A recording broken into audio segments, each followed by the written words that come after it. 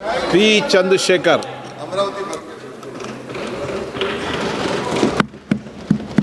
आपकी लोकसभा भी अमरावती है ना? ये लोकसभा अमरावती है। Sir, today I would like to speak in Telugu, sir, my native language, because this is a historic and an emotional moment for all of Andhra Pradesh, sir. సభాధ్యక్షులకు సహచర సభ్యులకు ఈ ప్రత్యక్ష కార్యక్రమాన్ని ఉత్కంఠంతో ఉద్విగ్నంతో వీక్షిస్తున్నటువంటి అశేష తెలుగు ప్రజానీకానికి మా అమరావతి ఆత్మ బంధువులకు నా హృదయపూర్వక నమస్కారాలు.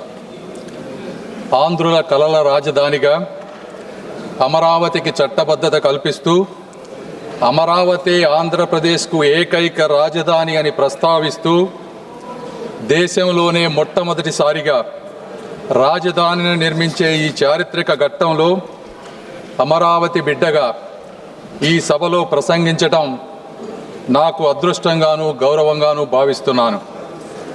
ముందుగా తరతరాలుగా సాగు చేస్తున్న భూమిని రాజధాని నిర్మాణం కోసం త్యాగం చేసిన రైతన్నలకు వందలాది రోజుల దీక్షతో శాంతియుత ఉద్యమం చేసిన మహిళామ తల్లులకు హృదయపూర్వక కృతజ్ఞతలు తెలియజేస్తా ఉన్నాను.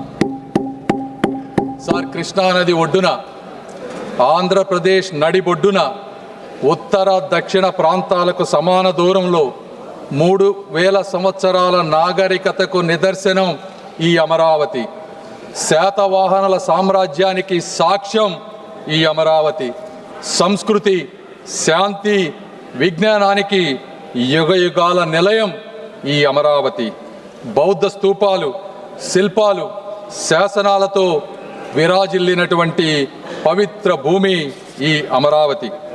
అలాంటి అద్భుతమైన ప్రాంతాన్ని ఒక్క రూపాయి ఖర్చు లేకుండా ప్రపంచంలో ఎక్కడా జరగని విధంగా ఎవరిని నొప్పించకుండా ఎవరిని కదిలించకుండా 60 రోజులలో 29,000 రైతుల స్వచ్ఛంద భాగస్వామ్యంతో 34,000 ఎకరాల భూమిని సేకరించి అమరావతి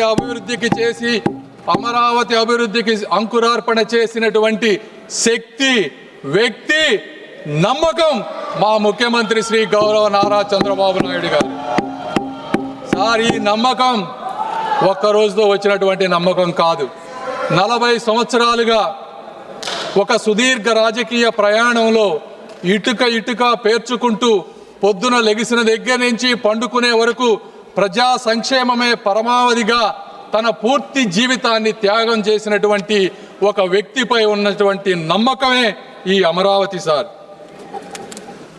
ఆ వ్యక్తిని నమ్మి, రాష్ట్ర హామీని నమ్మి ప్రపంచ స్థాయి రాజధాని వస్తుందని తమ పూర్వీకుల జీవనాధారాన్ని అక్కడ రైతులు వదులుకున్నారు. సార్, 2019 ఆంధ్రప్రదేశ్ జరిగినటువంటి సార్వత్రిక ఎన్నికల్లో ఆ రోజు ఉన్నటువంటి జగన్మోహన్ రెడ్డి గారు పాదయాత్ర చేసి ఊరు తిరిగి ఈ ప్రాంతం చిన్న ప్రాంతం, ఇక్కడ 3 రాజధానులు సరిపోవు, ఈ అమరావతిని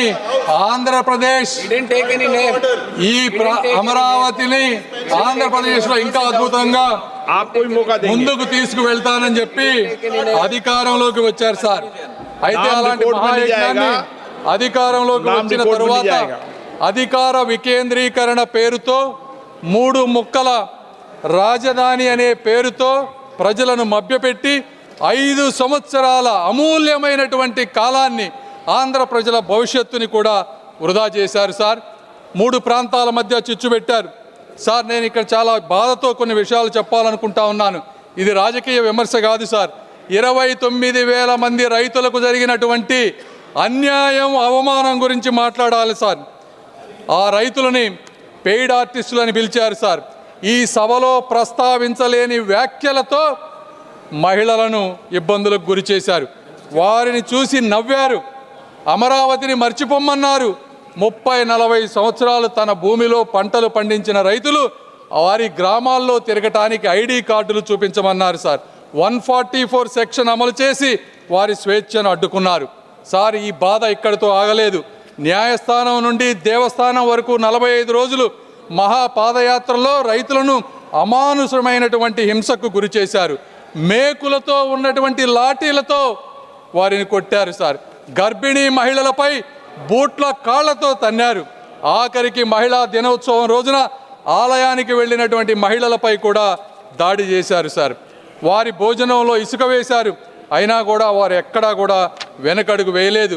రోడ్లను శుభ్రం చేసి వీధుల్లోనే భోజనం చేశారు సార్. ఆఖరికి ప్రశ్నించిన మీడియాని కూడా వారిపై కేసులు పెట్టారు. ఇది 1631 రోజులు జరిగినటువంటి అమరావతి వ్యధ కథ అని ఈ సభాముఖంగా తెలియజేసుకుంటున్నాను సార్. అయితే ఆ రోజు వారు ఆ తల్లుల కన్నీళ్లే ఈరోజు ఈ చట్టానికి పునాది రాళ్లుగా మారుతున్నాయని వారు గ్రహించలేకపోయారు సార్. ఈ వైఎస్ఆర్సీపీ ప్రభుత్వాన్ని కానీ అప్పటి ముఖ్యమంత్రి గారిని కానీ ఈ చరిత్ర ఎప్పటికీ మర్చిపోదు సార్. ఈరోజు ఒక రాష్ట్రం అభివృద్ధి చెందాలి అంటే రాజధాని అత్యంత కీలకమైన పాత్ర పోషిస్తుంది సార్. కర్ణాటక ప్రాంతంలో బెంగళూరు అనేది 50% ఆర్థిక వాటాను, తమిళనాడులో చెన్నై 40% ఆర్థిక వాటాను, తెలంగాణలో హైదరాబాద్ 55% ఆర్థిక వాటాను అందిస్తూ కీలకమైనటువంటి పాత్ర పోషిస్తూ ఉన్నారు సార్.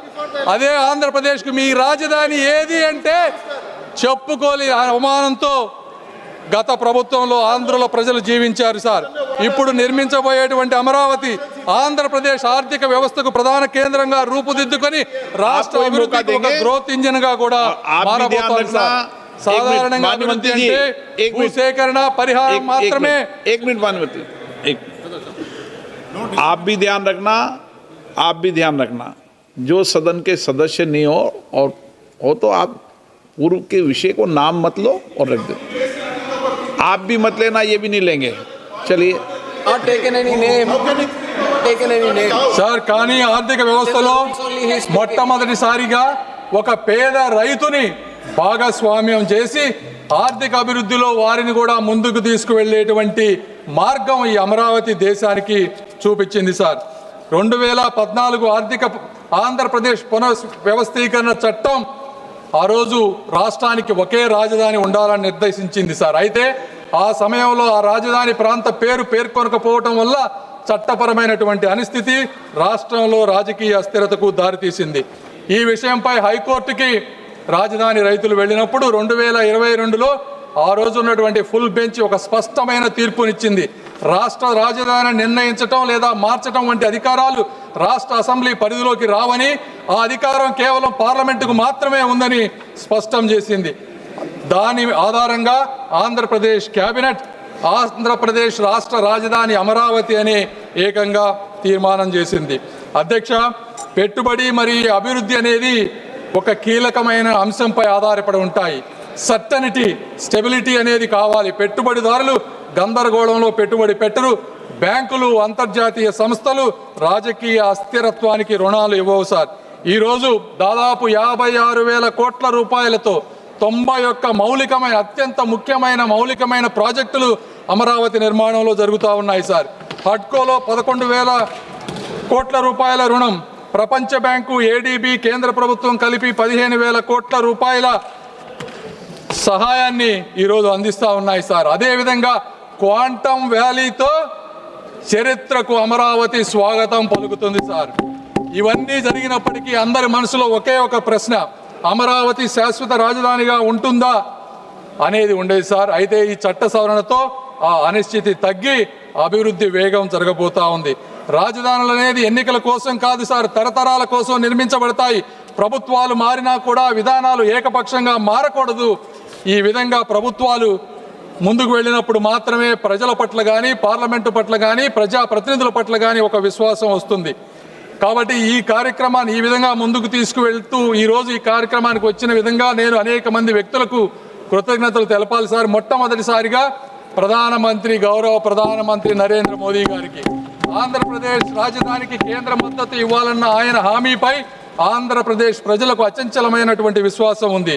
మోదీ గారు ఇచ్చిన మాట నిలబెడతారని గత 12 సంవత్సరాలుగా ఎన్నోసార్లు నిరూపించబడింది. అదే ఈరోజు ఆ విశ్వాసం మరొక్కసారి రుజువైంది సార్. రెండవది, మా ముఖ్యమంత్రి గారు శ్రీ నారా చంద్రబాబు నాయుడు గారు, అమరావతి ఆయన ఆశయం, ఆయన కళ, ఆయన ధ్యేయం. రాష్ట్ర అభివృద్ధిలో రైతులను భాగస్వాములుగా మార్చిన ఆయన దూరదృష్టి చరిత్రలో నిలిచిపోతుంది. ల్యాండ్ పూలింగ్ విధానం, ప్రపంచ స్థాయి ప్రణాళిక ఇవన్నీ వారి నాయకత్వానికి నిదర్శనం సార్. ఎన్ని అడ్డంకులు వచ్చినా, ఎన్ని పరీక్షలు ఎదురైనా అమరావతి అనే స్వప్నాన్ని ఒక్క క్షణం కూడా పట్టు వదలని సంకల్పం ఆయనది సార్. మూడవ వ్యక్తి శ్రీ పవన్ కళ్యాణ్ గారు తన గళంతో, తన శక్తితో ప్రజా ఉద్యమ స్ఫూర్తిని నింపి కూటమి ఐక్యతకు, తెలుగు ప్రజల అభివృద్ధికి కంకణబద్ధుడైనటువంటి నాయకుడు శ్రీ పవన్ కళ్యాణ్ గారు సార్. ఈ ముగ్గురి కలయిక అమరావతి ఆశయానికి ఒక శక్తి, తెలుగు వారి భవిష్యత్తుకు ఒక భరోసా సార్. అదేవిధంగా ఈ కార్యక్రమాన్ని ముందుకు తీసుకువచ్చిన మరొక ముఖ్యమైనటువంటి ఇద్దరు వ్యక్తులు అమిత్ షా గారికి, అదేవిధంగా వెనక ఉండి ముందుకు నడిపిస్తున్నటువంటి మా యువ నాయకులు నారా లోకేష్ గారికి కూడా కృతజ్ఞతలు సార్. అదేవిధంగా ఇందులో ఇంకొక వ్యక్తిని కూడా మనం ప్రస్తావించాలి సార్. అమరావతిని అణిచివేయాలని, ఆపివేయాలని ఆయన చేసినటువంటి ప్రయత్నం సామాన్యమైనది కాదు సార్. జేసీబీలతో, జైళ్లతో భయపెట్టి కూల్చివేతలు సాగించి ఆయన చేసిన రాజకీయ విధ్వంసం కూడా ఒక చరిత్రే సార్. ఆయన అణిచివేత వల్లే ఈరోజు రైతుల గుండెల్లో అమరావతి ఒక ఉద్యమ అగ్నిగా రగులుతూ ఉంది. ఆయన చేసిన అడ్డంకుల వల్లే ఈ రాజధాని ప్రాముఖ్యత దేశమంతా కూడా మారుమోగిపోయింది. ఆయన సృష్టించిన అస్థిరత వల్లే నేడు పార్లమెంటు సాక్షిగా అమరావతికి తిరుగులేని చట్టబద్ధత కల్పించాల్సిన అవసరం కూడా ఏర్పడించింది. వారు సృష్టించిన అడ్డంకులే ఈ అమరావతి పురోగతికి పునాదులయ్యాయి సార్. ఆఖరిగా పొట్టి శ్రీరాములు త్యాగంతో పుట్టినటువంటి రాష్ట్రం మా ఆంధ్ర రాష్ట్రం సార్. రైతుల త్యాగంతో రూపుదిద్దుకుంటున్నటువంటి రాజధాని మా అమరావతి సార్. ఆత్మగౌరవ పునాదులపై తెలుగు జాతిని మేల్కొల్పిన అన్న నందమూరి తారక రామారావు గారు వంటి చరిత్ర మా తెలుగు చరిత్ర సార్. ఆంధ్రులు ఎక్కడ ఉన్నా కూడా అక్కడ అభివృద్ధి వికసిస్తుంది. తమిళనాడు నుంచి విడిపోయి కర్నూలు వెళ్ళినప్పుడు ఆ రోజున హైదరాబాద్ని కామన్ క్యాపిటల్గా అందరం డెవలప్ చేసుకుంటామంటే అక్కడికి వెళ్ళి ఆ నగరాన్ని ప్రపంచ పటంలో నిలపడంలో తెలుగువారు ఒక ముఖ్యమైనటువంటి పాత్ర పోషించారు సార్. చెన్నైలో పరిశ్రమలకు బలం తెలుగువారు ఇచ్చారు. బెంగళూరు, పూణేల్లో సాంకేతిక విప్లవానికి తెలుగువారు ముద్ర వేశారు. ఆఖరికి అమెరికాలో కూడా అభివృద్ధికి తెలుగువారు తోడ్పడుతూ ఉన్నారు సార్. చరిత్రలో ఇదే సంకల్పం, ఇదే ఐక్యత, ఇదే ప్రగతి పదం కూడా అమరావతి నిర్మాణానికి ఒక పునాది కాబోతా ఉంది సార్. ఆ రోజుల్లో పొట్టి శ్రీరాములు గారు 58 రోజులతో దీక్ష చేసి ఆంధ్ర రాష్ట్రాన్ని ఏర్పరిచిన, అదేవిధంగా 1631 రోజులు ఈరోజు రైతులు రోడ్డెక్కి నిరాహార దీక్ష చేసిన తిరిగి లేచి నిర్మించగలిగే జాతి తెలుగు జాతి సార్. కాబట్టి ఇలాంటి చారిత్రక ఘట్టానికి, చట్టానికి మద్దతు తెలుపుతూ అమరావతి నిర్మాణంలో భాగస్వాములైనటువంటి ప్రతి ఒక్కరికి కూడా శిరస్సు వంచి నమస్కరిస్తూ I earnestly request that this bill be passed unanimously and with one voice. Jai Hind, Jai Andhra Pradesh, Jai Amaravati. Thank you.